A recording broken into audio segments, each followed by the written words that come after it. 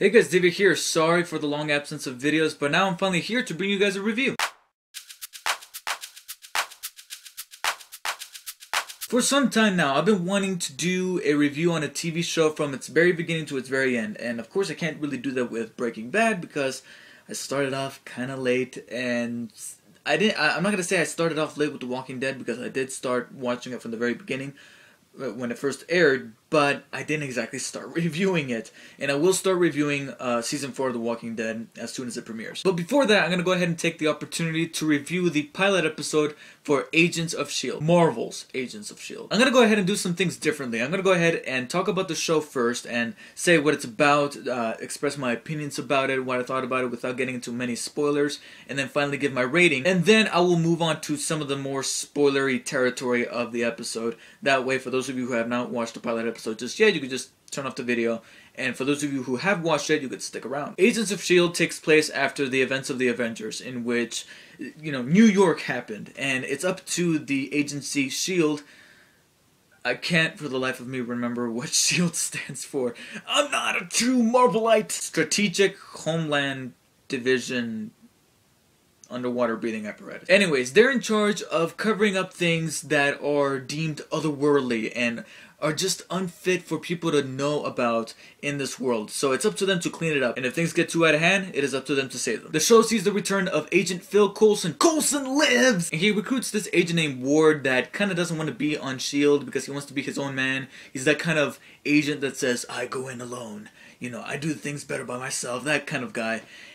Who I think is really stupid, who would not want to be part of S.H.I.E.L.D. Alright, that guy. But he joins S.H.I.E.L.D. and it's up to him, Coulson, and the rest of their team to track down this very mysterious hero that has been saving people, but is obviously has some sort of superhero power, and he's roaming around New York, and it's up to S.H.I.E.L.D. to figure out not only why does he have these powers, but to catch him before somebody else, possibly sinister or as bad as Loki or even worse, gets to him. Now, I really liked the pilot episode. It was practically everything that I was expecting out of the show to be. I went into this expecting Avengers, the TV show, without the actual Avengers. And that's pretty much what I got. I mean, it had most of the things that the Avengers had that made it fun. The only thing that it doesn't have is obviously a budget, because every now and then, I guess you could consider this a bit of a nitpick with the pilot episode, but at the same time, it's not the show's fault. It is, after all, a TV show. And that is every now and then you can kind of see the invisible harnesses on some of these guys that go flying when action's happening. So the effects aren't exactly the $200 million budget effects that we saw in the Avengers.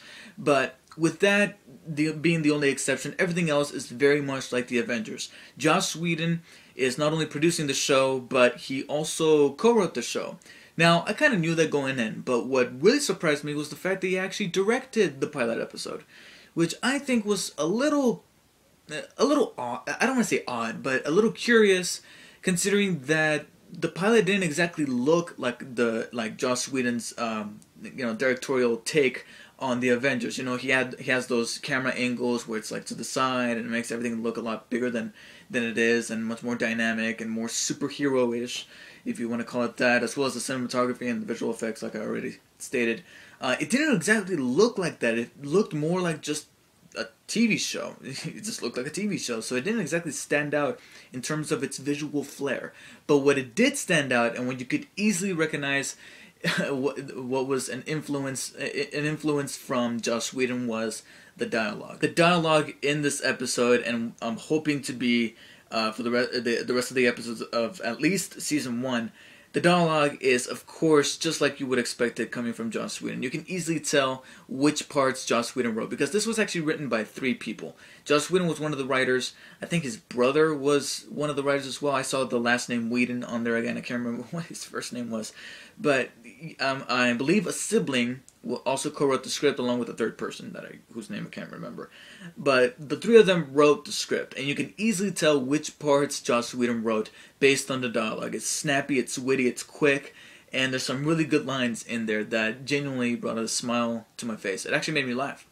And it was some really great dialogue, and almost every character had some really good dialogue. It wasn't just centered on either Coulson or this Agent Ward or some of the other supporting characters. It was practically everybody. Everybody had their own little snappy dialogue to give off, and they delivered it really well. Now, while we're on the subject of the script, without getting into too many spoilers, I'll talk about that in a second, but I will say that the little flubs of the other two writers do show every now and then. Like, for example, I'm not going to give too much away, but there's a character that switches motives really often in the last 10-15 minutes to the point where it just felt very artificial, and I was like, why is this character doing that? It doesn't make sense to how he was acting early on in the episode. So yeah, it felt more like for the sake of the plot that he was switching motions there. So I didn't like that, and I'm sorry, but this pilot, in my opinion, did suffer a particular thing that Iron Man 2 suffered, which was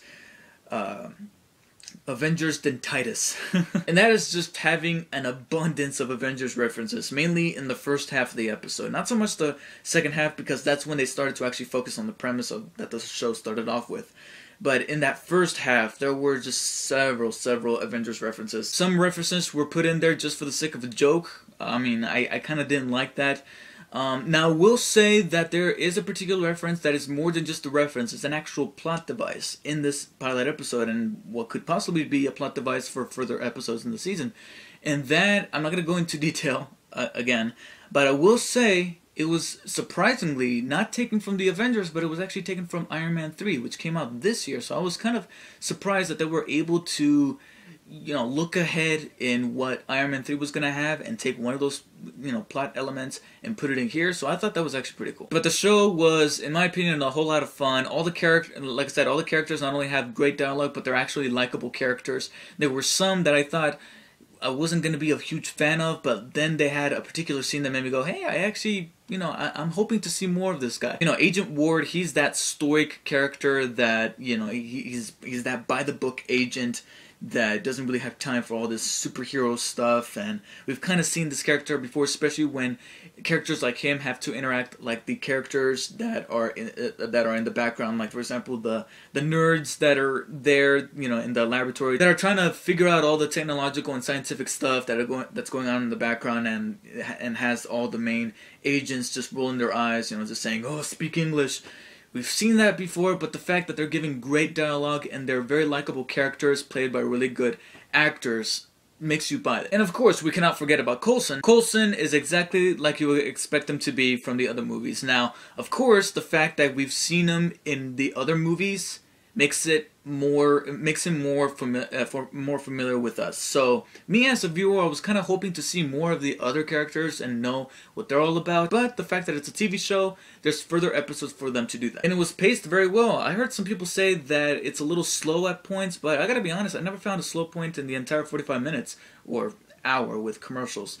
And I just had an awful lot of fun watching the entire episode, and it definitely has me hooked on watching the rest of the show for as long as it lasts, which I'm hoping will be a long time. And I'm hoping that because of the fact that it's a TV show, they not only flesh out these characters more, because I did find them to be somewhat types, despite the fact that they were given great dialogue and they were played very well by their actors and they made them likable.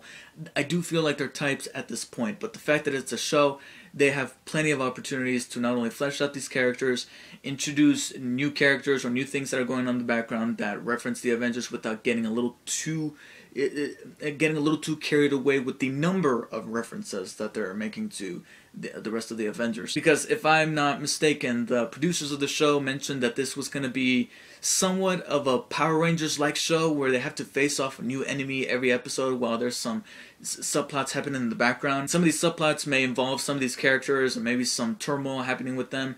I mean, they already planted the seed with the pilot episode. I'm not going to get into detail just yet, but they did mention something in this pilot episode that will make you think and make you go, okay, I would actually like to watch the rest of the show for that particular detail to hopefully get revealed later on. As it stands though, it's a very fun show, very reminiscent of the Avengers without actually having the Avengers, and I will definitely be up for watching some more. I give Marvel's Agents of S.H.I.E.L.D. an 8.6 out of 10, which is a B. Now before I wrap up, I'm going to go ahead and quickly mention some spoilery material, so if you guys have not seen the pilot episode for Marvel's Marvel's Agents of S.H.I.E.L.D., then please stop watching now. Go ahead and watch it on syndication or whatever it is that they call it, or your DVR. You should have DVR'd it. Come back and watch the rest of this video. For those of you who have seen the pilot episode, Let's talk spoilers. That one thing that I mentioned, that, the little seed that they planted for you to get you hooked on watching at least the rest of the season of Agents of S.H.I.E.L.D. and in hopes of, I mean, this was good, but I'm just hoping for them to get better, because that's eventually what you want to do with the TV show. So the seed that they planted, quote unquote, is that apparently there's more to Tahiti than what Coulson thinks there is. Apparently the little conversation that the Doctor was having with Agent Mariah Hill, who is actually reprised by Kobe Smulders. I really like that. I thought that was actually pretty neat that they brought her back. But the little conversation that they, well, I don't want to say conversation, but the exchange of lines of dialogue that they had after Coulson leaves the room after mentioning that Tahiti was real nice and that Mariah Hill should visit sometime, obviously means that there's more to Tahiti than meets the eye for Coulson, and there was a reason why he was sent there. You guys obviously know Nick Fury is a huge fan of secrets. So obviously there's something going on in the background that even Coulson himself does not know about, and he's at level 7. So for something to be as deep and as mysterious that Coulson doesn't even know about it, it's definitely an intriguing facet of the show, and I'm hoping that this gets more fleshed out along with its characters as the show goes on, should it have a long and meaningful life. That was the Mandarin right there. Something that I didn't mention in the earlier part of this review, but again, it was a bit of a spoiler, so I'm going to go ahead and talk about it now, that I did, it's more of a thing that I wish they had done instead of actually, considering it to be a negative of the show, is that I kind of wish that the ending went the slightly darker route than it did, because, the ending was pretty much a happy ending. Dude gets rid of his powers, but he becomes stable. He gets to live and see his son, and maybe get back with the missus. I hate to sound morbid again, because I remember I said a similar thing in my Kick-Ass 2 review, but I kind of wish that he had exploded without killing anybody, else. I kind of wish that he had exploded, because then, Coulson would have turned to Ward and be like, hey, this is how serious things get. Now the boy doesn't have a father. But then again, Coulson probably would have been super pissed based on how he, yelled at those nerds, saying, "Hey, don't tell me we can't do this. Don't tell me there's no way. There's got to be a way for that son to continue having a father without having him blow up." But I will say that, and considering the fact that this is written by Joss Whedon, the guy is a huge fan of killing people off. So, I was actually kind of hoping, on the smaller side, not so much on the bigger side, but on the smaller side, I was actually kind of hoping that that guy would blow up without killing anybody else, to show how dire things can get without the help of S.H.I.E.L.D, or without S.H.I.E.L.D. being prepared for what can happen next. And the reference that I mentioned earlier that they carried on over from Iron Man 3 was the Extremis plotline. I really liked how they took that from Iron Man 3 and carried it on over here. Now, granted, as it stands right now, it does seem like just a regular reference, but the fact that it could be, again, much like the characters and everything else in this show, it could be more developed as the show goes on, because of the fact that it's a TV show. They have plenty of opportunities to do that. So, I'm actually hoping that they bring back Extremis and tie it in to the show without forcing it in, and hopefully making it some form of stem for something that is, pumping out all these superheroes or all these monsters that S.H.I.E.L.D. is going to have to go after every week we have a new episode. And that's pretty much it for all of my discussion for the pilot episode for Marvel's Agents of S.H.I.E.L.D. I'll be back next week with my review for episode 2. I have no idea what it's called, but I will then. And until next time, guys, see you later.